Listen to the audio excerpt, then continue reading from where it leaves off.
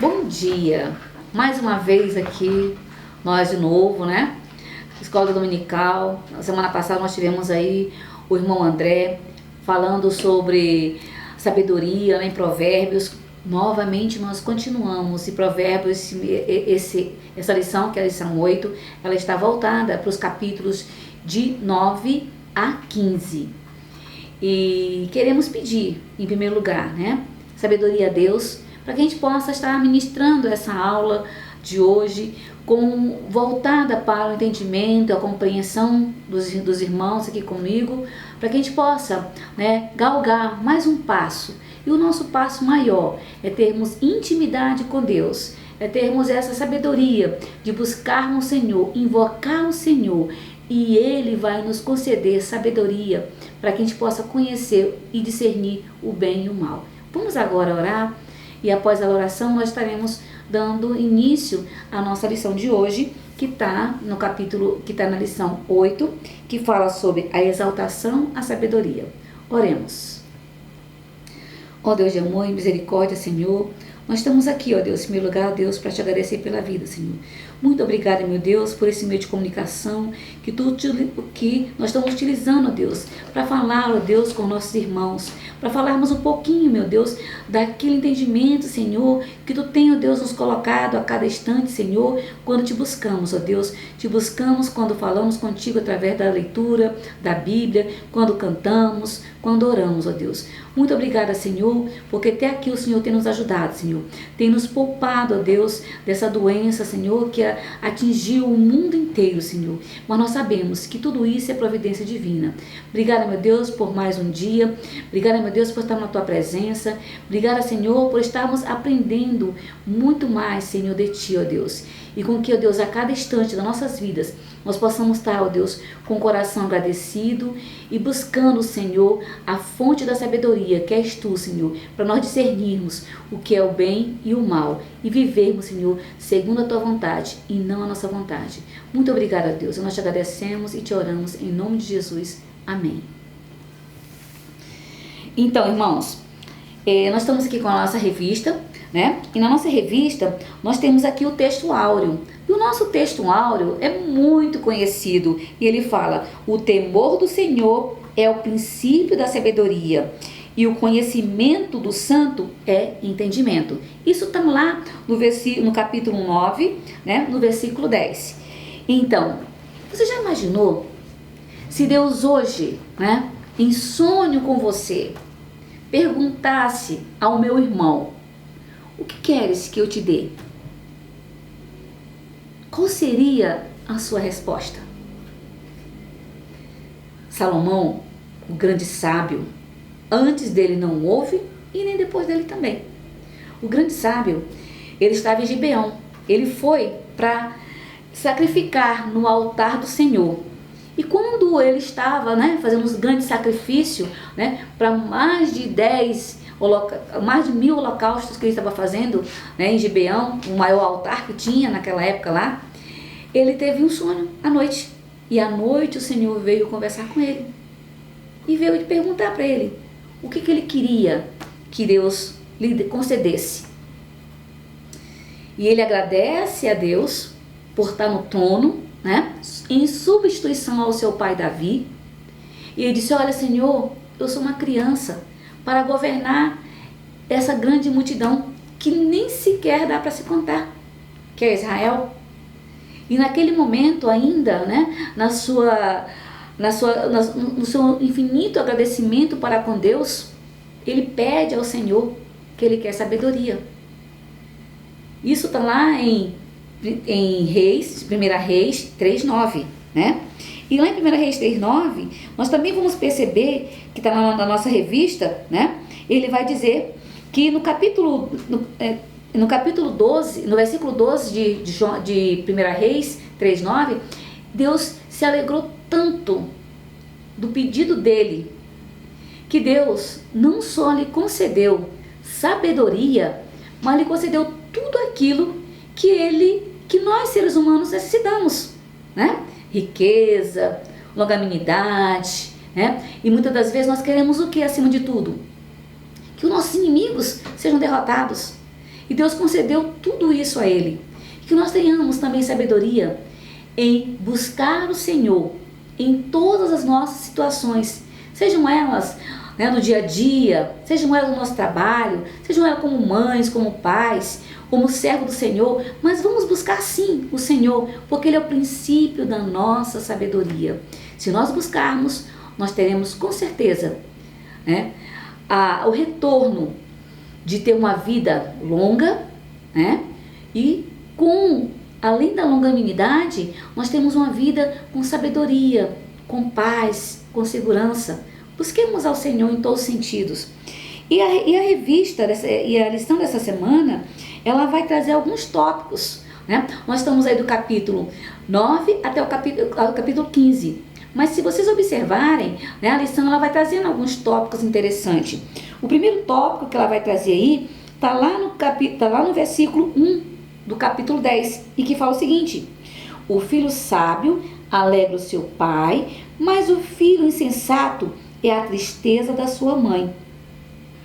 Observemos isso. O filho sábio, ele alegra o seu pai, mas o filho insensato é a tristeza da sua mãe. Como assim? Se ele for sábio, ele traz alegria não só para o pai, mas também traz alegria para a mãe. É interessante nós observarmos que quando é ressaltado aí que ele fala, da alegria do pai e da tristeza da mãe, na realidade o sentimento é um só, tanto para o pai quanto para a mãe. Mas quando o filho ele traz para o pai e para a mãe obediência, ele é destaque lá fora. Ele foi aprovado em medicina, Denilson? Como ele também foi aprovado, não só em medicina, mas a Potira também tem um filho que é concursado público, em Paraupebas. E já pensou? Que alegria, Trouxe ao coração da irmã Potira, trouxe ao coração do irmão Edmar, trouxe ao coração da irmã Denilson. Muito importante isso. Mas quando temos filho tolo, filhos desobedientes, é uma tristeza, não só para a mãe, mas para o pai também. Que nós possamos buscar no nosso Deus compreensão para também educar nossos filhos no temor do Senhor, porque é o princípio da sabedoria. Outro fator interessante também que está sendo abordado nessa lição diz respeito ao trabalho. Como profissionais que somos, alguns funcionários públicos, outros trabalhadores na rede privada, nós devemos fazer com agilidade o nosso trabalho, cumprir o nosso trabalho com agilidade, com honestidade, independente de estar presente na presença do nosso diretor, do nosso chefe, do nosso presidente, seja de quem for. Devemos fazê-lo, com integridade, com honestidade, e jamais nos desviarmos ou fazermos só porque está na presença de alguém. Porque, acima de tudo isso, quem está a ver as nossas atitudes, seja na presença de um diretor, de um chefe ou não, é Deus. É Ele que vai nos dar a resposta certa no momento exato. Olha lá, o que diz lá no versículo 4, diz o seguinte, no versículo 4, do capítulo 10, vai falar do capítulo 9 no caso.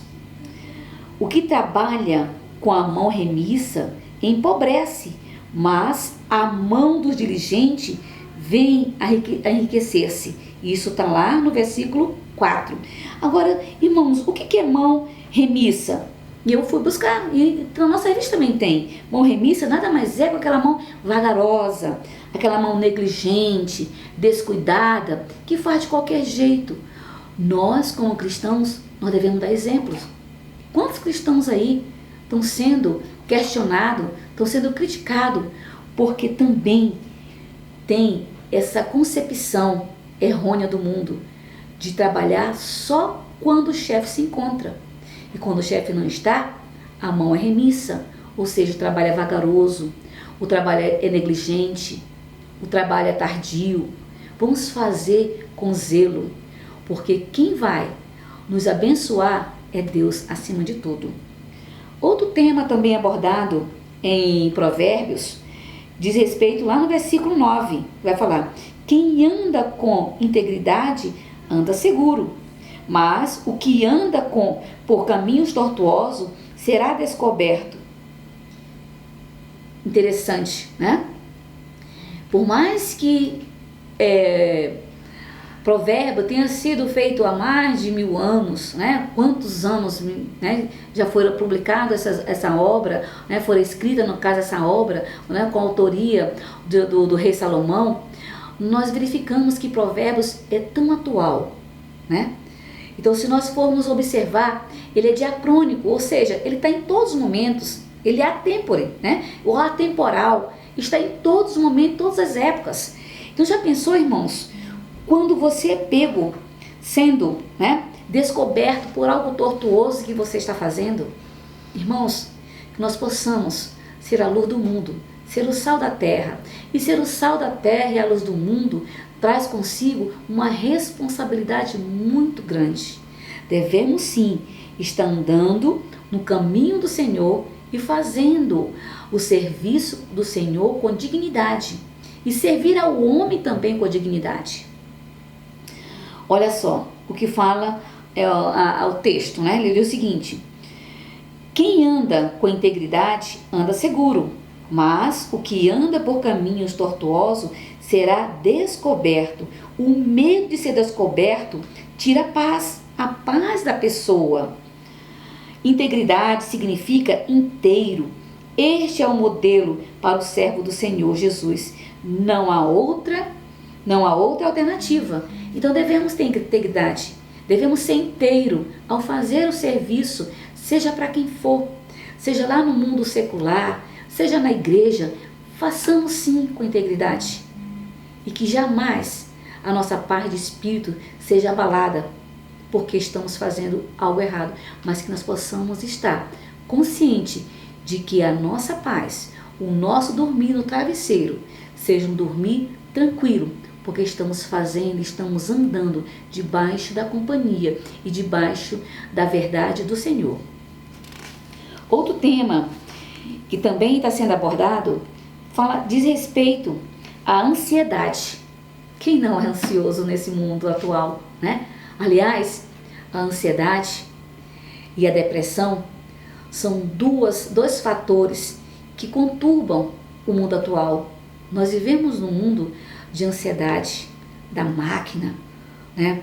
Andamos num mundo vinculado à tecnologia, né? E vinculado acima de tudo ao dinheiro, tudo por ganância, tudo por poder, tudo por destaque, tudo por um momento, né, do holofote.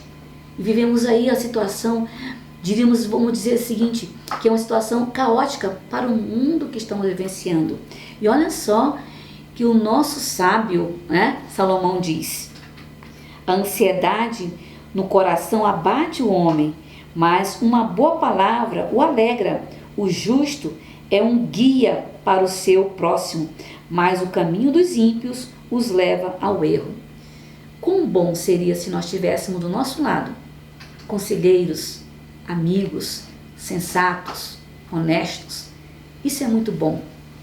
É muito bom deixarmos um pouco, né, de vivenciarmos essa loucura do dia a dia, do ter, nem do ser, é do ter a ganância, do teu desejo, e tudo isso faz com que o ser humano fique ambicioso e não só ambicioso. Ele fique, como diz aqui o texto, ele fique ansioso. A ansiedade, ela é mortal. Como diz aqui a nossa revista, vai dizer o seguinte: a ansiedade e a depressão são um mal deste século. Uma pessoa ansiosa fica abatida e triste. Ela precisa de apoio, de uma palavra amiga, de um ombro para compartilhar, mas precisa ter cuidado com quem compartilhar, porque a situação pode se tornar pior. E é verdade, meu irmão. Quando você estiver vivendo esse caos que o ser humano, que o mundo atual vive, o caos da ansiedade, do desconforto, do conflito, né, da angústia, busque a Deus, ore, busque a palavra do Senhor Tem aquele cântico que fala, acalma minha alma. Cante ele, acalma minha alma, Senhor. Porque nós vivenciamos um momento tão difícil, e principalmente agora na quarentena.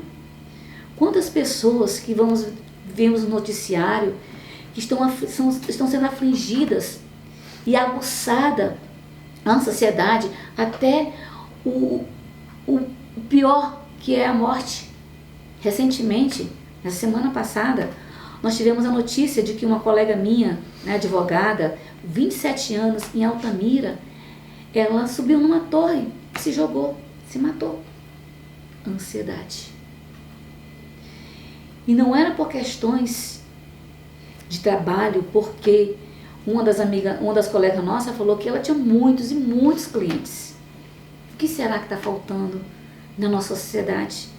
Que nós vivenciamos esse momento de angústia, de dor, de sofrimento. Irmãos, a quarentena para uns é a morte. Tivemos agora recentemente também noticiado na televisão que um senhor de 71 anos, com a sua esposa, ele não permitia com que ninguém chegasse à casa porque poderia contrair o vírus. E ele matou a sua esposa e depois suicidou. Se matou. Olha a loucura que ele está vivenciando. Vamos buscar mais o Senhor. Vamos chegar a Deus. E Ele se chegará a nós. Vamos ser muito mais complacentes. Acalmar nossa alma, o nosso espírito que está doente. Outro tema que também está sendo abordado dentro desse contexto de Provérbios, fala que quem anda com os sábios será sábio, mas o companheiro dos tolos sofrerá aflição. Isso está lá no capítulo 13, no versículo 20. E nós sabemos, né? Nós temos um provérbio aí, um dito popular nosso, que fala o seguinte: dize com quem andas, quem direi quem tu és. Então, quantas companhias nós estamos andando? Quais são as nossas companhias? Quais são as pessoas que estão fazendo parte da nossa vida? Dos nossos filhos? Vamos nos preocupar com essa questão. Nós sabemos que os nossos filhos, adolescentes, eles não gostam que a gente fique orientando, né? Lhe dando palpite, lhe dizendo quais são as regras. Eles não gostam. Mas nós devemos sim orientá-los, porque esse é o nosso dever. Imaginemos os jovens de hoje, pautado em tudo que existe, né, nesse mundo. Se nós não tivermos o Senhor como nossa rocha, como o nosso entendimento, com a nossa sabedoria, nós não saberemos o que vai acontecer com a sociedade que está aí, a deriva, num barco à deriva. Mas nós sabemos, como crentes, como servo do Senhor, como cristão, que a nossa alternativa é o Senhor. É Ele que nos dá esse equilíbrio, essa paz, mesmo vivendo em noite de tempestades. Nós temos um Pai que acalma nossa alma, que nos dá paz. Outro tema também que está sendo abordado, né, em Provérbios, capítulo também 13, versículo 24, fala: odeia seu filho quem o poupa da vara, mas quem o ama o castiga no tempo certo. Salomão está dizendo que pais que amam seus filhos disciplinam quando necessário. Crianças precisam de limites, normas, regras, descontrações, brincadeiras, estudo, mas tem que ter limite. Se nós não dermos limite ao nosso filho, nós com certeza sofreremos juntamente com eles. Aqui na revista, né, tem uma expressão, ou no caso um exemplo, que o próprio autor nos diz, que quando ele vai estacionar o carro, ele diz que quando existe dois carros, um na frente e outro atrás, e que você vai estacionar no meio, né, então você tem um parâmetro, você tem aquilo como parâmetro para você estacionar, então é muito mais fácil. Quando você tem o limite apenas no chão, né? Pintado no chão, você tem uma dificuldade de fazer, né, com que eu estacionar corretamente, porque o limite está no chão. Então a mesma coisa são as crianças, as mesmas coisas são os jovens, as mesmas coisas são os adolescentes, e a mesma coisa somos nós. Nós precisamos de limite. Os nossos filhos também precisam de limites. Nosso Deus é tão pedagógico que Ele também nos dá limite. Que nós possamos então aprender em Provérbios que é importante sim corrigir, orientar, não espancar, mas se for preciso usar a vara para que ela seja a correção, para que seu filho mais tarde não faça você sofrer. Você pode fazer ele sofrer hoje, mas o amanhã ele até lhe agradecerá, porque você o corrigiu na hora exata, no momento exato. Façamos isso. Outro tema que está sendo abordado aqui no contexto diz respeito à mulher. E ele fala o seguinte: toda mulher sábia edifica sua casa, a insensata, porém, com as mãos a derruba. Está lá no capítulo 14, verso 1. Engraçado é que, de fato, hoje em dia, a maior parte das famílias são compostas, né? E tem como chefe a mulher. Imaginemos uma mulher insensata. O que não vai causar numa família dessa? O que não vai causar dentro de uma estrutura familiar? E muitas das vezes a gente percebe que os filhos clamam por isso. Eu não tenho regras, né? Eu sou professora da escola pública e eu percebo isso. Quando os filhos têm um pai, uma mãe que primam pela educação, que primam pelas regras, que trabalham a estrutura familiar, a gente percebe que ele é mais obediente, ele consegue, né, absorver as regras da escola com facilidade. Mas aqueles que não têm limite, e aquele que está sendo dirigido, ou, né, sendo como o dirigente da casa, sendo a mãe ou sendo o pai, se não tem limites, isso também é um confronto muito grande para nós. Nós sofremos. Nós, como professores, nós sofremos diante dos alunos que não tem limite, que não tem direção, que não tem alguém que dê, né, a orientação sensata. Então, mulheres, nós temos também o dever de sermos íntegras na nossa forma de administrar nossa casa. Não é construir tijolos por tijolos. Também é isso, sim, mas não é tudo isso. Mas é construir uma família com sensatez, com dignidade, uma família que preze pelo respeito para com o próximo, uma família que tenha respeito para com os pais, para com os mais velhos, uma família em que ali se aprende que o trabalhar é importante, o trabalhar é essencial. Se nós trabalharmos, né, nós teremos com dignidade o nosso sustento de cada dia. Então, uma mulher sensata, ela realmente constrói a sua casa, né, com sabedoria divina, pautada no Senhor. E é isso que nós queremos. Mulheres, homens, busque o Senhor Deus como princípio, como base, como a rocha, para que possamos viver um mundo melhor. Estamos na quarentena e percebe-se que o mundo está se fechando. E tudo isso é providência divina. Eu vi recentemente um relato, né, em que, quem sabe o vírus não seja um profeta que está mostrando o que nós estamos fazendo de errado. E fazermos um concerto com Deus. Chamarmos para uma realidade nossa. O que eu e você estamos fazendo para melhorarmos o mundo? Qual é a sabedoria que nós estamos tendo para ensinar o nosso filho que será o grande governador do mundo, que será um grande médico, que será um grande juiz, que será um grande pastor, que será um grande discípulo do Senhor? O que nós estamos ensinando a eles? Tenhamos sabedoria. O Senhor é sábio e o Senhor está aberto para nos ouvir. Invoquemos e Ele nos dará a sabedoria divina, né? E terminando, né, essa lição, ele diz o seguinte: Os relacionamentos que temos no dia a dia precisam de muita sabedoria e de Deus, né? E Ele nos presenteia. É só pedir e depender dEle.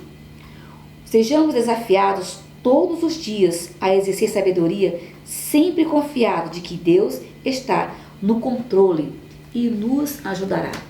E nós possamos ter uma semana abençoada, invocando o Senhor para fazer a grande obra dele. Qual é a grande obra do Senhor?